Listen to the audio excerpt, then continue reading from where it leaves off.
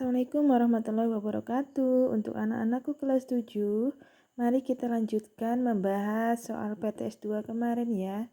Kemarin baru sampai nomor 11, kita lanjutkan nomor 12 ya.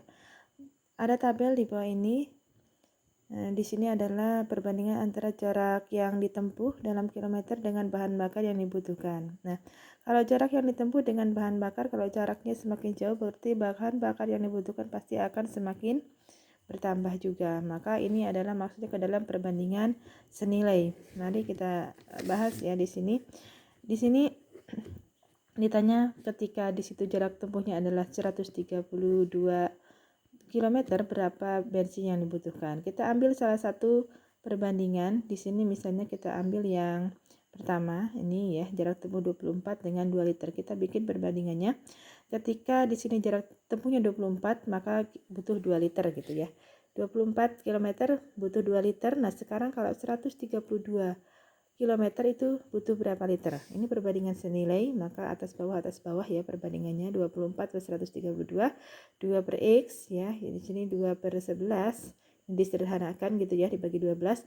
Kemudian 2 per X seperti itu. Kemudian ini kali silang seperti biasa, pengerjaannya ke bawah.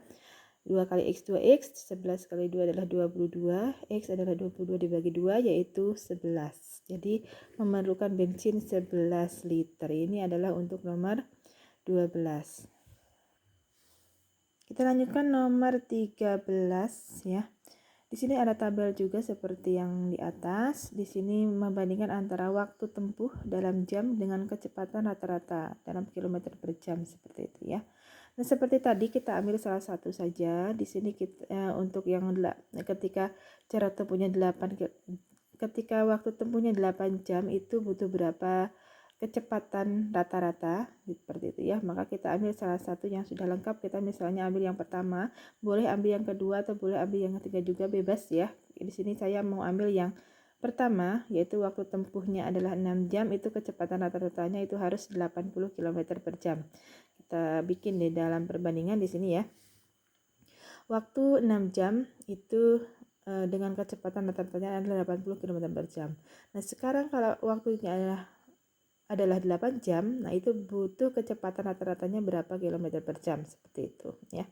Ini masuknya ke berbalik nilai karena kalau kecepatannya semakin naik, motornya semakin kencang, kecepatan rata-ratanya semakin naik, berarti waktu yang diperlukan untuk sampai ke tempat tujuan pasti itu jamnya itu akan berkurang seperti itu. Maka ini adalah naik, yang ini turun.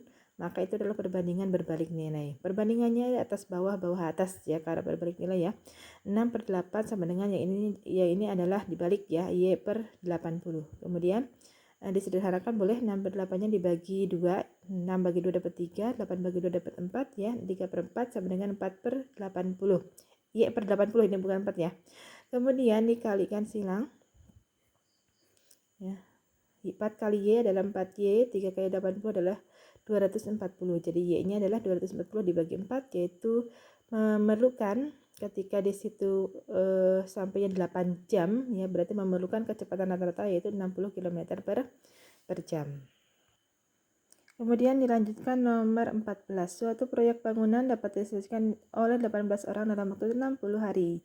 Jika ingin diselesaikan 15 hari lebih cepat, berarti kalau 15 hari lebih cepat, berarti 60 dikurang 15, harus selesai 45 hari ya. Maka berapa tambahan pekerja? Jadi yang ditanyakan adalah tambahan pekerja ya. Kita bikin di sini dalam perbandingan ya. Pekerja 18 tadi ya di soal.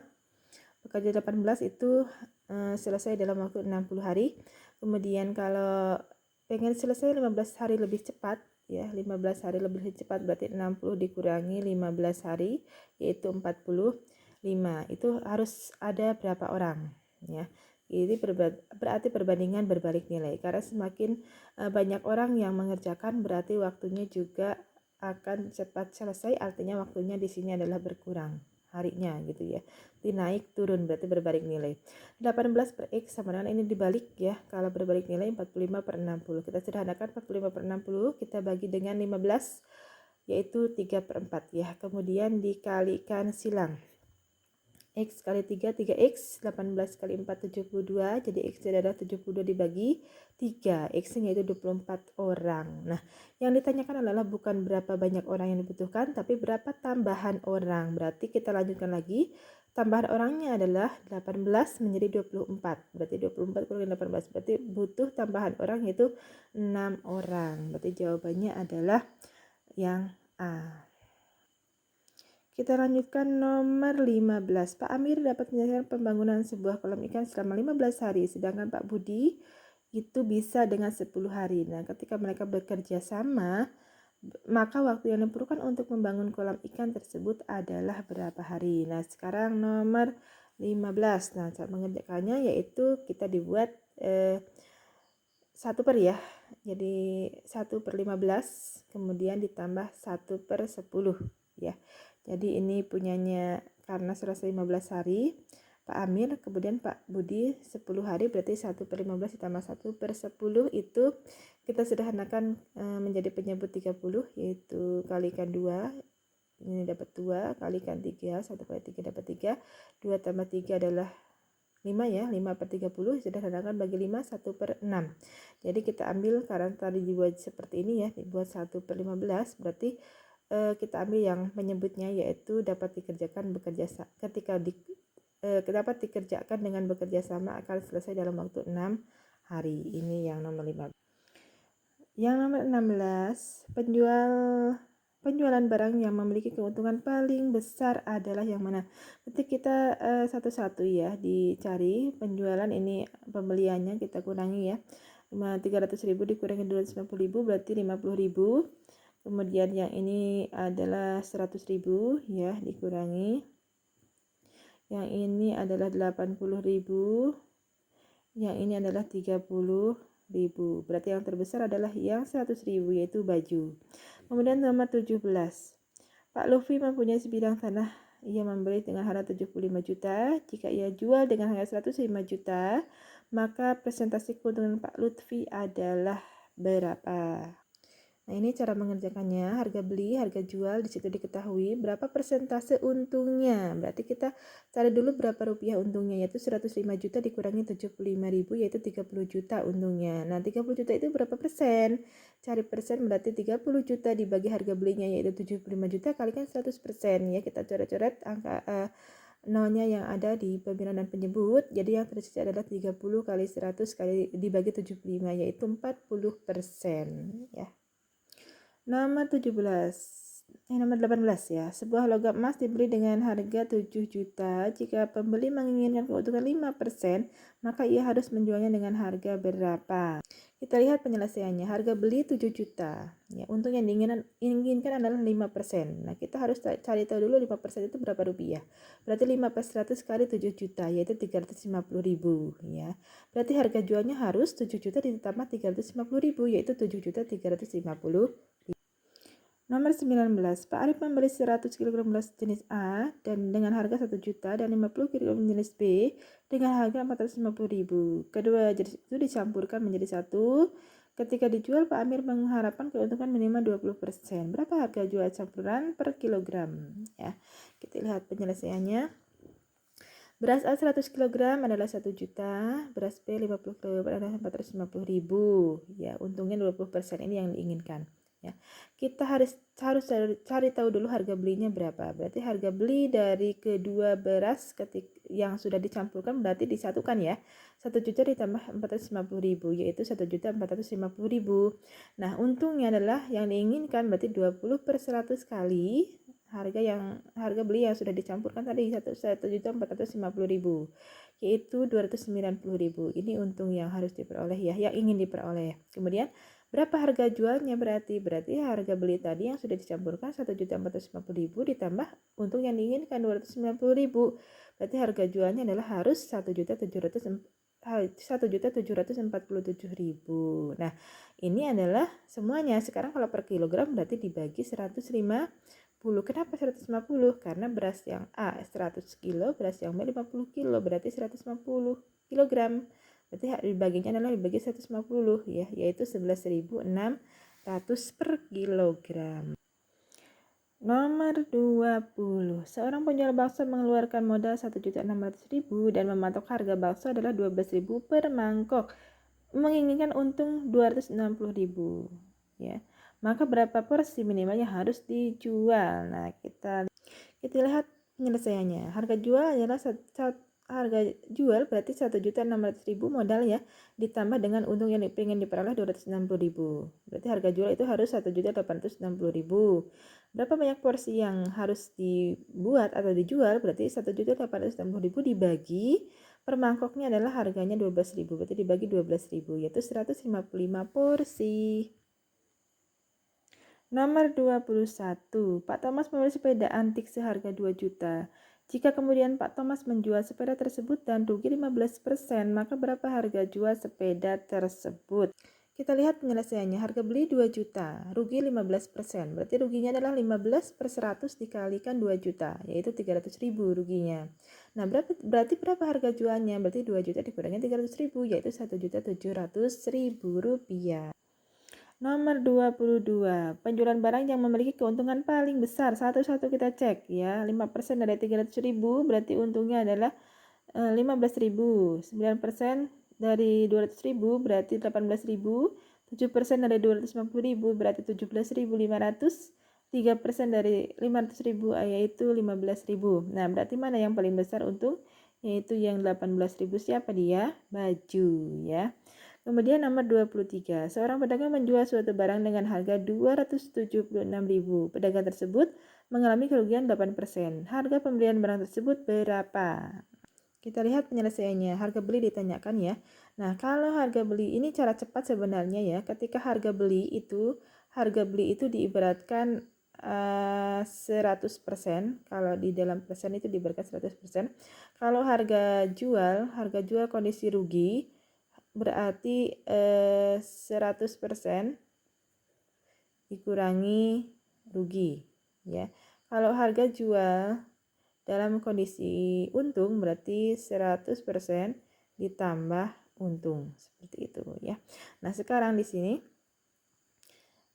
kondisinya rugi. Berarti kalau ditanya harga beli itu adalah 100%. Berarti 100%. Ini diibaratkan seperti itu ya. Kemudian kalau harga jual kondisi rugi berarti 100% dikurangi 8% karena rugi. Kalau untung berarti ditambah gitu ya. Kalikan berapa harga jualnya itu 276.000. Nah, berarti 100% ini dikurangi 8 adalah 92%.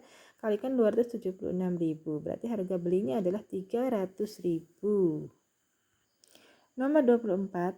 Bruto sekarung kacang adalah 1.100 kg dengan tara 3%. Berapa neto kacang kedelai tersebut?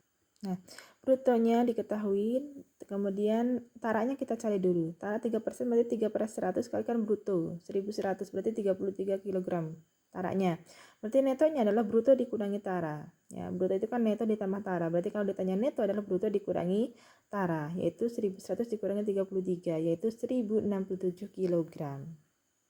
Nomor 25. Pak Agus membeli 5 karung beras dengan harga 800.000 per karung.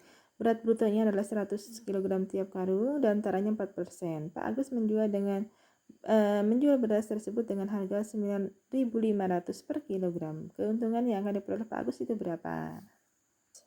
Kita bahas ya, nomor 25. Bruto 100 kg. 100 kg per karung. Kalau 5 karung berarti 500 kg. Itu berat kotor ya.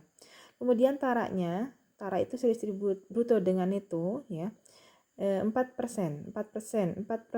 kali 100 kg per karung ini ya, berarti 4 kg per karung. Kalau ada 5 karung berarti 4 kali 5 itu 20 kg. Ini taranya. Nah, sekarang netonya berarti berat bersihnya berarti 500 dikurangi 20 kg yaitu 480 kg. Nah, harga belinya berarti 800.000 kalikan 5 karena 5 karung ya, berarti 4 juta. Ini harga beli. Nah, harga jual berarti harga jual ini yang neto berarti ya, berat bersih beras itu 480 kalikan 1 kilogramnya adalah 9.500 yaitu sama dengan 4.560.000. Berarti keuntungannya berapa? Keuntungannya berarti 4.560.000 dikurangi 4 juta, yaitu 560.000. 26. Raya menabung di bank sebesar 800.000. Jika bank tersebut memberi bunga 6% per tahun, maka jumlah uang Raya setelah 10 bulan itu berapa? Nah, bunga setelah 10 bulan. Kita cari dulu, berarti 10 per 12. Karena 10 bulan, kalau per tahun kan 12. Diulangi lagi, berarti 10 per 12 kalikan 6%, yaitu 6 per 100 kalikan 800.000. Ya, kita coret-coret yang bisa dicoret disederhanakan ya. Berarti bunga selama 10 bulan adalah 40.000. Nah, berarti jumlah uang Raya adalah 800.000 dikurangi 40.000. Ditambah ya, ditambah 40.000 yaitu 840.000. Nomor 27. Rena menabung di bank sebesar 1 juta setelah membuat uangnya menjadi 1.050.000.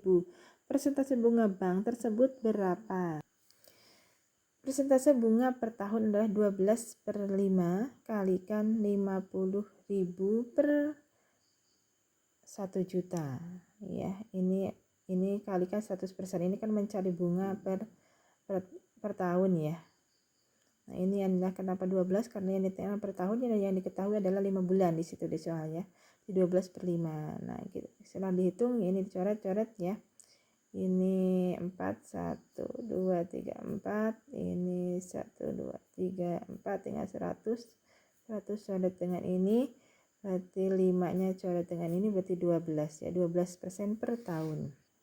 28. Pak Rian meminjam uang di koperasi 3 juta. Dengan bunga 10% per tahun, jika Pak Rian ingin mengasur pinjam bersama 2 tahun, maka besar angsuran tiap bulannya berapa?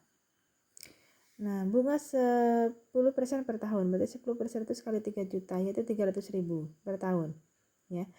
Kemudian bunga per bulannya, di sini kan pinjamnya 2 tahun, berarti bunganya kalau 1 tahun 300.000, kalau 2 tahun berarti 600.000. 600 dibagi 24 yaitu 25.000. Berarti angsuran per bulannya adalah yaitu pokoknya 3 juta dibagi 24 karena 2 tahun ditambah bunga per bulannya adalah 25.000. Berarti 150.000 per bulan. Nomor 29. Di sini harga laptop, kemudian di situ ada PPN-nya 2,5%. Berapa harus membayar seperti itu ya. Berarti cara menghitungnya PPN 2,5 per 100 kali 4 juta yaitu 100.000. Berarti harus membayar adalah 4 juta ditambah 100.000 yaitu 4.100.000. Nah, nomor 30 Pak Amir mempunyai gaji 5 juta. PPh-nya 15%. Berapa yang diterima setiap? PPh 15 per 100 kali 5 juta adalah 750.000. Berarti gaji bersihnya adalah 5 juta dikurangi 750.000 yaitu 4.250.000 rupiah. Nomor 31. Membeli sepasang sepatu dan 2 buah tas. Berarti ini diskon. Berarti dikurangi ya 10%, 10 per 100 kali 250.000 adalah 25.000. Berarti 250.000 dikurangi 25.000 adalah 225.000 kalikan 1 karena 1 belinya. Kemudian ini adalah 5 per 100 kalikan 200.000 yaitu 10.000. Berarti 200.000 dikurangi 10.000 diskonnya. Berarti 190.000 kalikan 2 karena beli tasnya 2. Berarti 380.000. Nah, ditambahkan dengan harga sepasang sepatu tadi. Berarti 605.000 yang harus dibayar. Nih. Jarak 2 buah garis suatu bangun selalu sama, berarti sejajar ya. Kemudian pernyataan tersebut yang benar adalah yang 4. 2 garis perpotongan mempunyai 1 titik potong saja. Kemudian nomor 34, ini adalah pernyataan yang benar yaitu garis BF dan CD saling bersilangan, yaitu BF dan CD ini adalah saling bersilangan. 35, berarti garis G berpotongan dengan garis M di titik B. Garis G dengan garis M itu berpotongan di titik B, ya. Kemudian nomor 36, yang saling sejajar adalah ada 6 pasang. Itu ya, 1 2 3 4 kemudian 1 2 3 4 5 6. Ini ya. AB dengan DE, kemudian AD dengan BE, AC dengan DF, kemudian BC dengan EF. Ya, kemudian siapa lagi tadi? AC ya, ya dengan DF sudah ya. Kemudian BC dengan EF, pokoknya ada 6 ya. Kemudian 37, garis EF dan GH dan bidang ABFE dan DCGH. Ini yang saling sejajar ya. Kemudian 38, perbandingan antara AQ dengan AB. A ke Q ya 10, A ke B adalah 15. 10 banding 15, yaitu sederhanakan dibagi 5, yaitu 2 banding 3. Kemudian ini X-nya berapa? Berarti ini tidak berhubungan dengan garis yang sejajar tengah ya. Berarti langsung aja atas bawah. Di sini X per 3 sama dengan 6 per 2 ya, X per 3 sama dengan 6 per 2 kali silang